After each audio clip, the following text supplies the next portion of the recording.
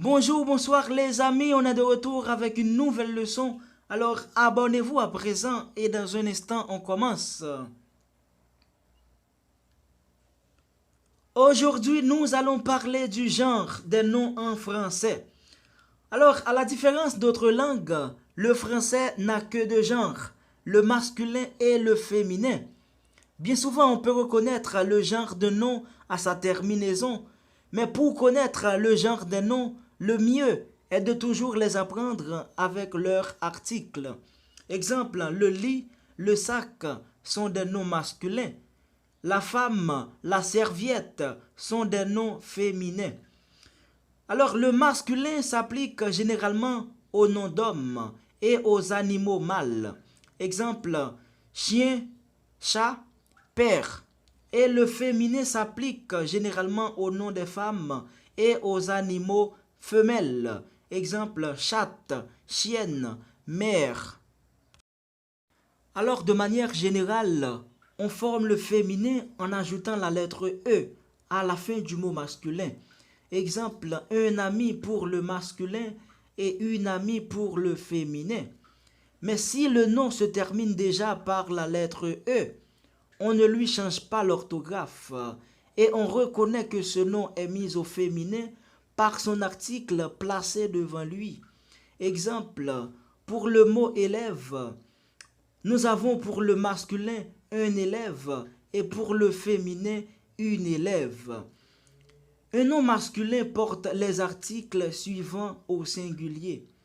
Un, le et l'apostrophe, ce, c'est, ton, mon et son. Et au féminin, ces articles deviennent une, la et l'apostrophe, cette, ta, ma et sa.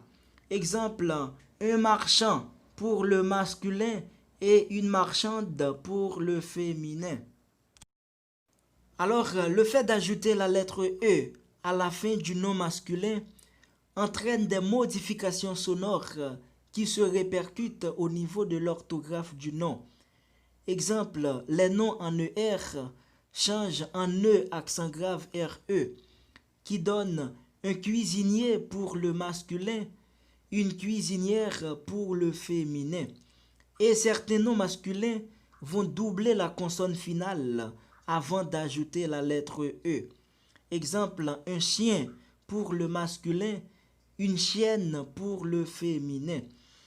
Les noms en heure ont leur féminin en euse.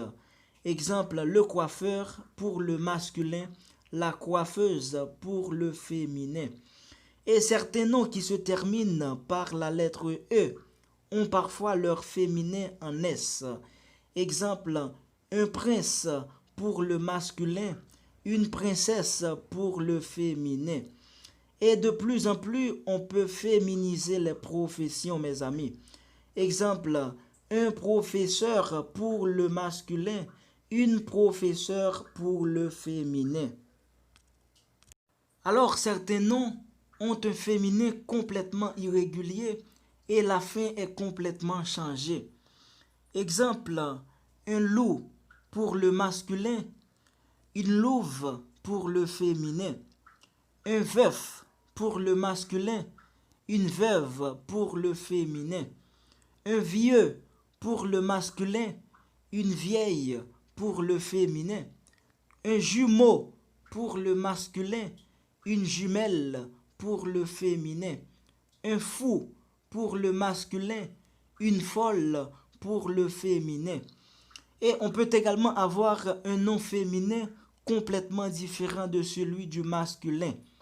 Exemple, un oncle pour le masculin, une tante pour le féminin, un taureau pour le masculin, une vache pour le féminin, un coq pour le masculin, une poule pour le féminin. Et aussi, on a des noms qui n'ont pas de féminin. Exemple, un témoin, un bourreau, un bandit, un assassin.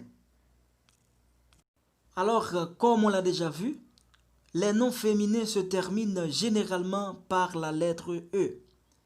Et si on a déjà un son E avec un accent aigu, On ajoute tout simplement la lettre E pour les noms féminins.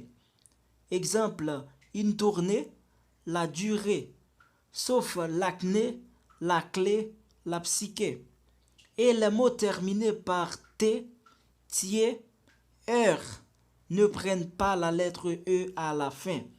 Exemple, la liberté, l'actualité, la simplicité, la moitié, l'ardeur, l'odeur, sauf la dictée, la jetée, la montée, la pâtée, la portée, la demeure, l'heure.